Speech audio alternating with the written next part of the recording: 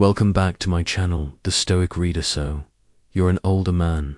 Maybe you're in your 40s, 50s, or even 60s. You've seen the world, built a life, maybe even survived a few heartbreaks. And then, along comes this young woman, vibrant, full of life. A little wild, a little mysterious. And for some reason, she gives you attention. Not just polite small talk, but real attention. And suddenly, whether you admit it or not, you start feeling alive in a way you haven't in a while. It's flattering, it's exciting. And it's exactly where most men start making mistakes they didn't even realize they're making. USC, there's something very specific that happens when an older man is drawn to a younger woman. He forgets that he's already complete. He forgets that all we age doesn't equal power. The years, the battles, the lessons, those are the dynamic flipperer. But in that rush of dopamine, he starts adjusting. He starts softening his edges, shrinking himself down, trying to fit into her world instead of standing solid in his own. And that's when the dynamic flips. She stops seeing a man and starts seeing a guy trying to impress, trying to be cool, trying to win her. And just like that, the attraction disappears. This video isn't about judgment. It's about clarity. It's about helping you keep your dignity, your masculinity, and your self-respect intact in the face of temptation, admiration, or even genuine connection. We're going to talk about what not to do when you're in the presence of a younger woman, and how a stoic man, a grounded man, a man in full possession of himself would approach his entire situation differently. These aren't just dating tips, they're life strategies. So, if you're tired of being confused, manipulated, or thrown off course by Simono, who hasn't even lived half your life yet, this is going to be a wake-up call you didn't know you needed. Because by the end of this, you're going to see exactly where men fall and how you can rise by doing less, not more. 1. Don't try to be her age. You're not her peer. One of the most common mistakes older men make when engaging with younger women is trying to shrink themselves down to her world. Trying to talk like her, dress confidence versus desperation like her, or pretend they get her pop culture references. It usually starts from a good place, a desire to connect, to relate. But what actually happens is the complete opposite. You lose the very thing that made you interesting in the first place. Don't try to be her age the moment you try to act like her peer.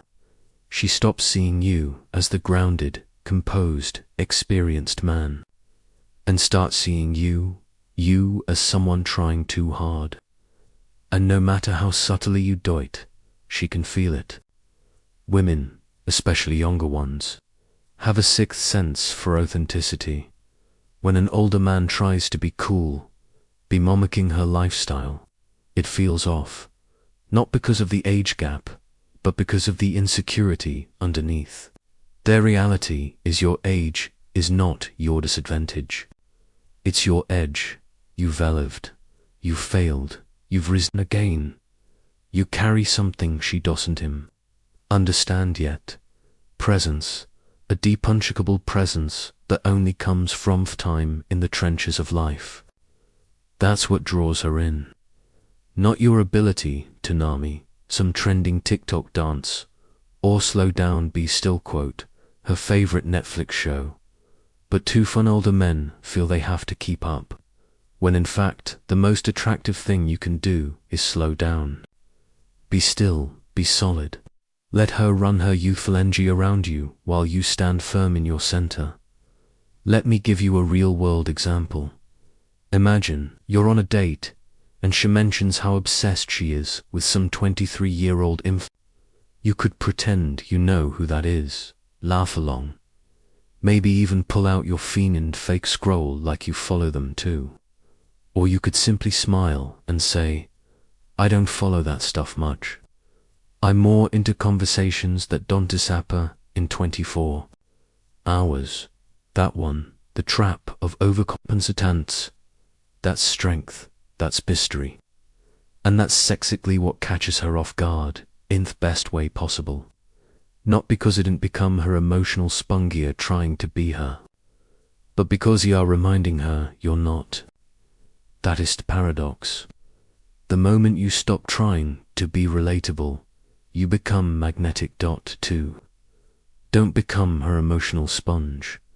Another trap older men often fall into are becoming the emotional sponge for a younger woman, absorbing all her chaos, confusion, and childhood wounds in thenium of being there for her.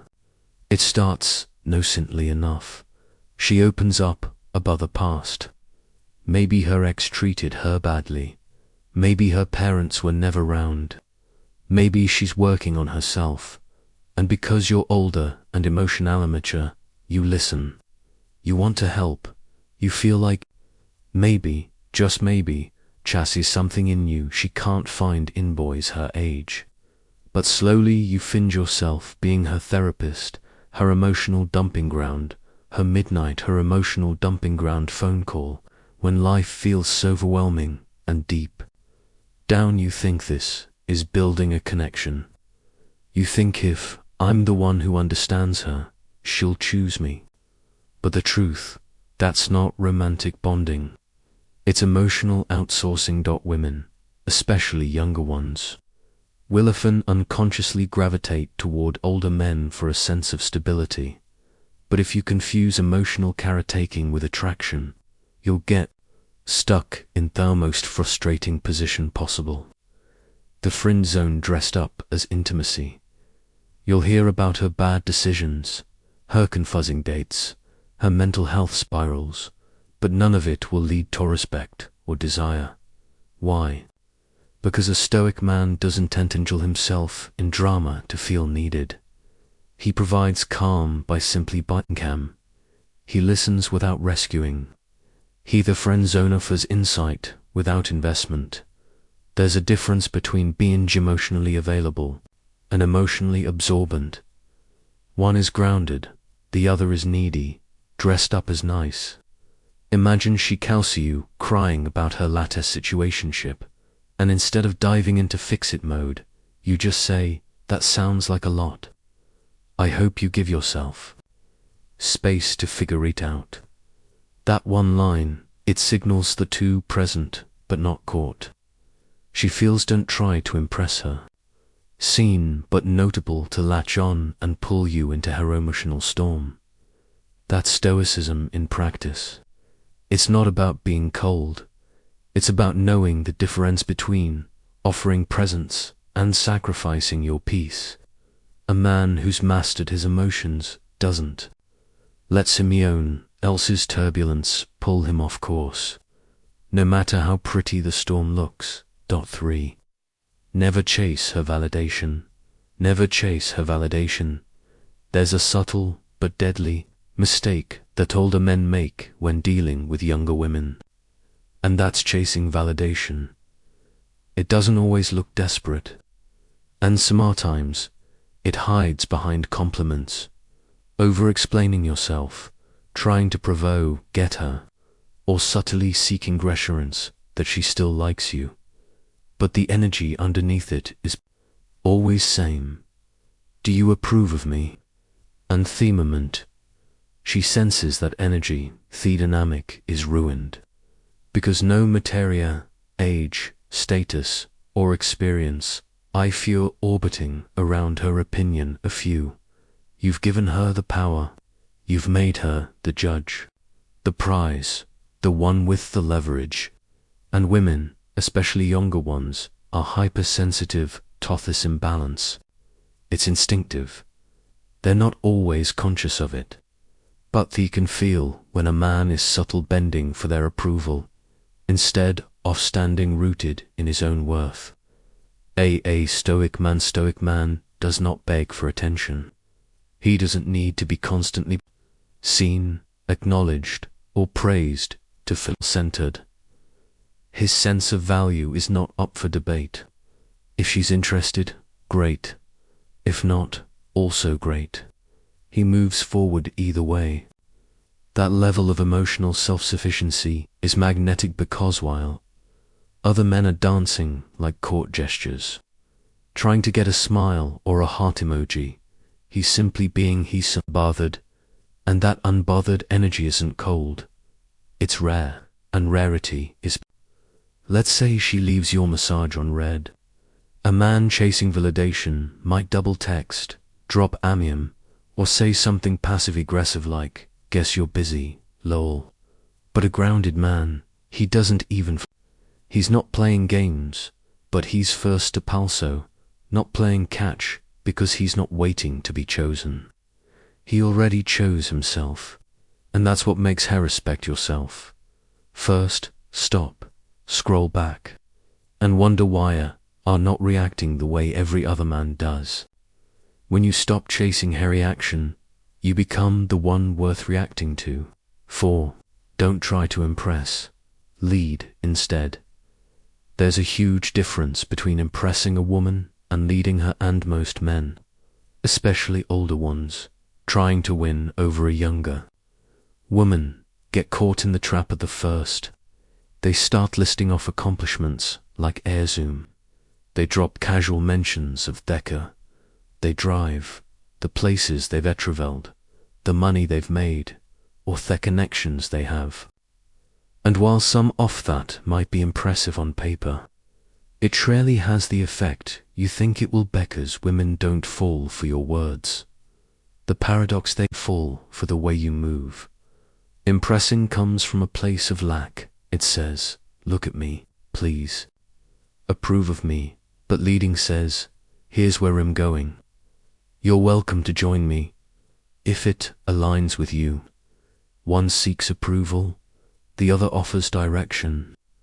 The more you try to prove your value, the more you reveal that you don't fully believe in it. That's the paradox. A stoic man leads by example, not exhibition. He doesn't need to broadcast his worth. It just shows up in the way he carries himself. She doesn't need a PowerPoint of your achievements. She needs to feel your certainty, your clarity, your grounded presence. That alone creates gravity. A younger woman, especially one still figuring out her own path, doesn't want to be dazzled. She wants to feel encored, and only a man who trusts his own path can give her that. Pictured and project long-term fantasies. You're out to dinner with her. Instead of trying to impress her with stories of success or subtly name-dropping who you know, you order the meal with confidence, make eye contact with the waiter, and lead the conversation without rushing or You ask thoughtful questions, not to impress her, but because you were genuinely curious about how her mind works. That's leadership, that's presence, and that's what sticks in her armory. What young women actually respect when the night is over. Not how much you made last year, but how solid you felt in your energy. Impressing is about her. Leading is about you. And when you lead, she naturally follows, not because you asked her to, but because she wants to. 5. Don't project long-term fantasies early. The most dangerous things an older man can do when dealing with a younger woman is to project a future onto her buffer. There's even a foundation. You goon a few dates, have some deep conversations, maybe there's chemistry, maybe even intimacy. And suddenly, in your mind, she's the one. You start imagining what life would be like if she moved in, how your friends would react. Stay grounded in reality, what kind of vacations you'd talk it together, how you'd guide her through life and help her grow. It happens fast, too fast, and it usually stems from acquired loneliness. A desire for significance, or the hope that this woman will somehow complete you, or give your life a new sense of meaning. But what you were really doing is building a fantasy out of thin air. You're neutralating to her as she is. You're relating to the version of her you've accreted in your head. Stoicism teaches us to stay grounded in reality, not in wishful thinking or romantic illusions. When you project long-term fantascisanto, a person who's barely stepped into your life, you stop seeing clearly, you overlook red flags, you ignore. You start investing emotional energy into a story, not a person. And here's the real danger. When she doesn't match that story, you don't just feel disappointed. Did you feel betrayed? But the betrayal wasn't hers. It was your own projection. A stoic man learns to enjoy what's real, what's proven, not what's imagined. Let's say you've been talking to her for 3 weeks and she's sweet, spontaneous, says all the right things. You catch yourself wondering what she'd like as a mum, or how she'd look walking beside you at family events. Stop, pull back. Remind yourself, fatal you know is the highlight reel. Stay curious, not committed, because it's easy to fall in love with potential. Mutual connection takes time, consistency, and clarity. A man rooted in himself always rushed to write the ending. Before he's even read the first few chapters, he stays present, detached, and observant, because that's how you see people for who they are. The energy of stoic masculinity are not who you hope they'll become. 6. Don't be her backup plan or emotional filler. One of the most painful positions an older man can find himself in with a younger woman is becoming her backup plan. The safe, stable option she keeps in her back pocket while she chases emotional highs elsewhere. At first, it might not be obvious.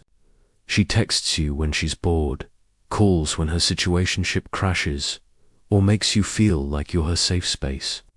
And because you're older, more patient, more understanding, you lean into that role thinking maybe she's just net ready now, but she'll come round.